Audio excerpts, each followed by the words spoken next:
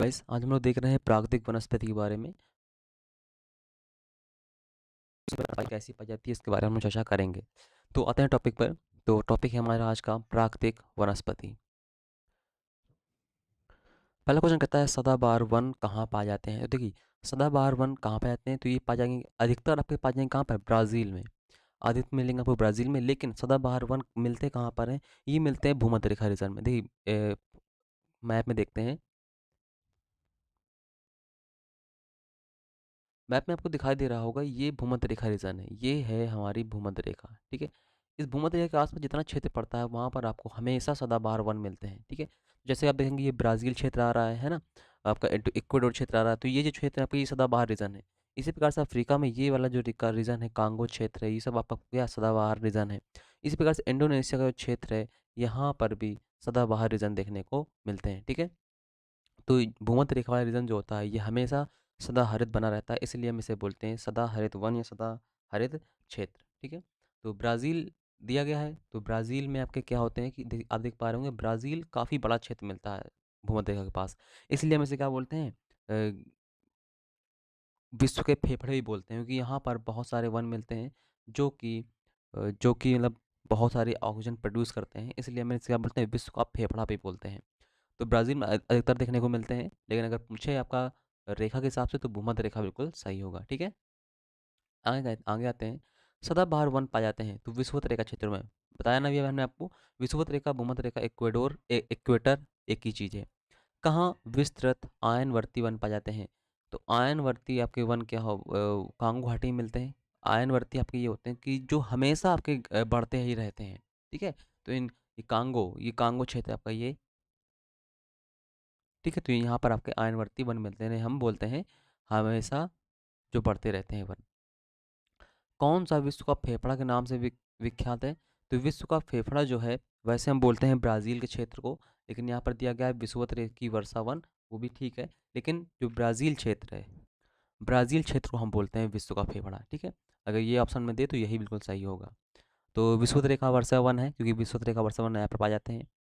तो यहाँ पर आप वैसे लगा लीजिए विश्व के फेफड़े के नाम से विख्यात है, ब्राज़ील क्षेत्र जरूरी होगा। ठीक है। विषुवत वर्षा वन ब्राज़ील क्षेत्र, यहाँ पर आपका ब्राज़ील क्षेत्र भी आएगा, तो ब्राज़ील आप लिख लीजिएगा अलग से। विषुवत रेखी वन प्रदेशों में पेड़ों पर चढ़ी लताओं को क्या बोलते हैं, इन्हें हम बोलते हैं लियाना। क्या होते हैं, जो विषुवत रेखी वन होते हैं ये बहुत ऊंचे ऊंचे होते हैं, बहुत ऊंचे ऊंचे होते हैं, तो इन पर लताएं चढ़ती रहती हैं, लताएं चढ़ती रहती हैं, तो जिन्हें हम क्या बोलते हैं, लियाना बोलते हैं। ये भी पेड़ों सारे खूब ऊंचाई तक चढ़ती चली जाती हैं। विषुवत विषुवत रेखी वनों को ब्राज़ील में किस नाम जाने जाते हैं, तो सेल्वा। इन्हें हम बोलते हैं सेल्वा। ब्राज़ील का जो क्षेत्र है यहाँ पर सेल्वा नाम के वृक्ष पाए जाते हैं, ब्राज़ील में ये बोले जाते हैं। ठीक है। ये होते हैं आपके सेल्वा। कहता है विषुवत रेखी वर्षा वनों का सबसे बड़ा प्रदेश किस महाद्वीप में है, तो दक्षिण अमेरिका में। दक्षिण अमेरिका का कौन सा क्षेत्र, ब्राज़ील क्षेत्र। प्राकृतिक वनस्पति का सर्वाधिक विकसित क्षेत्र कौन सा है, तो प्राकृतिक वनस्पति में देखिए आपके सदा हरित वन भी होते हैं, पतझड़ वन भी होते हैं, आपके टुंड्रा वन भी होते हैं, टाइगा वन भी होते हैं। तो इन सब में जो सबसे ज़्यादा वन पाए जाते हैं वो पाए जाते हैं आपके पतझड़ी वन। ठीक है। क्योंकि ये कहाँ कहाँ मिलते हैं, ये हमें मिलते हैं कर्क रेखा के ऊपर तथा नीचे, और मकर रेखा के ऊपर व नीचे। ठीक है। इसलिए प्राणियों और पादपों की जातियों की अधिकतम विविधता कहाँ पर मिलती है, तो उष्णकटिबंधीय आर्द्र वनों में सबसे ज़्यादा विविधता देखने को मिलती है, जहाँ पर बहुत वर्षा होती है और वो उष्णकटिबंधीय क्षेत्र में आते हैं। सबसे अधिक टाइगा वन किस क्षेत्र में मिलते हैं, तो साइबेरिया क्षेत्र में सबसे अधिक टाइगा वन मिलते हैं। साइबेरिया क्षेत्र कौन सा क्षेत्र है, साइबेरिया क्षेत्र आपका रूस का एशिया वाले पार्ट को हम क्या बोलते हैं, साइबेरिया क्षेत्र बोलते हैं। ठीक है। आयन कहता है स्प्रूस फर एवं चीड़ मुख्यतः कहाँ पाए जाते हैं, ये टाइगा वन है। टाइगा वन देखिए कहाँ मिलेंगे आपको, टाइगा वन जो है आपको मिलेंगे भूमध्य रेखा के आसपास मिलेंगे आपको सदाहरित वन। ठीक है। कर्क रेखा के पास आसपास मिलेंगे आपको पतझड़ी वन। इनके ऊपर मिलते हैं टैगा वन, ये क्षेत्र जो है आपका टैगा वन वाला है। ठीक है। इसके ऊपर जब जाएंगे तो ध्रुवीय प्रदेशों में मिलते हैं टुंड्रा वन, जहाँ पर सिर्फ आपका लाइकेन और काई उत्पन्न होती है। मलेरिया की दवा क्विनैन किस पौधे की छाल से बनाई जाती है, तो सिनकोना की छाल से बनाई जाती है। विश्व के वन क्षेत्रों में से किस एक के फैलाव की प्रतिशत सर्वाधिक है, तो उष्णकटिबंधीय वर्षा वनों की। सवाना वन का विस्तार कहाँ कहाँ मिलता है, क्वेश्चन दिया गया आपके सामने। तो सवाना हम ये क्या थे, आपके घास के मैदान थे, ये हम पहले बता चुके हैं आपको। ये क्या थे, आपके घास के मैदान थे, सभी घास के मैदान बता चुके हैं आपको। तो ये कहाँ मिलते हैं, अफ्रीका में, एशिया में, दक्षिण अमेरिका में, या फिर उत्तरी अमेरिका में। तो सवाना पे घास के मैदान थे जो कहाँ मिलते हैं, अफ्रीका में मिलते हैं।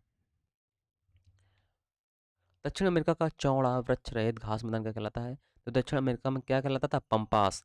प्रेयरी कहाँ का था, ये उत्तरी अमेरिका का था। पंपास कहाँ का है, साउथ अमेरिका का है।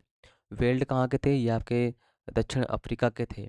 डाउन्स कहाँ के थे, ऑस्ट्रेलिया के थे। ठीक है, ये सब बता चुके हैं।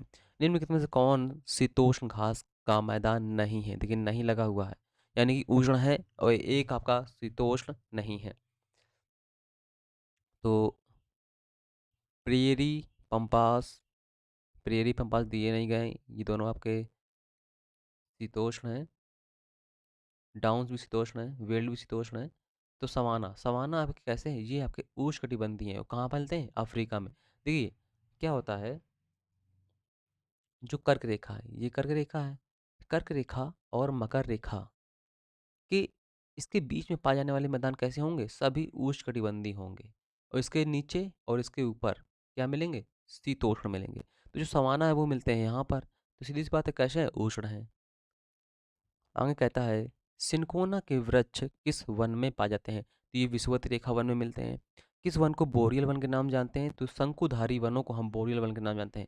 इन्हें हम टैगा वन भी बोलते हैं। ठीक है, टैगा वन भी बोलते हैं। साइबेरिया क्षेत्र में समशीतोष्ण कोणधारी वन को किस नाम जानते हैं, तो टैगा वन के नाम से जानते हैं।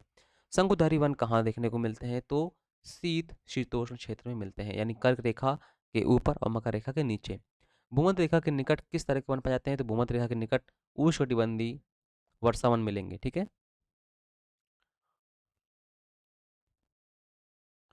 आगे कहता है, डेलबर्जिया जाति किससे संबंधित है, ये शीशम से संबंधित है, शीशम से संबंधित है। ठीक है, डेलबर्जिया जाति ये पेड़ पौधों की जाति है।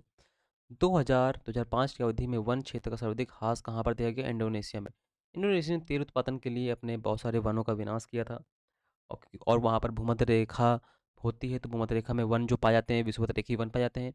और ये वन ऐसे होते हैं कि अगर एक बार उग गए हैं तो वो बहुत ऊंचे हो जाएंगे, लेकिन अगर नहीं उग पाए हैं तो उनको फिर उगने में बहुत प्रॉब्लम होती है, क्योंकि वहाँ पर खाद्य पदार्थ जो होते हैं पेड़ पौधे के लिए बहुत कम मिलते हैं।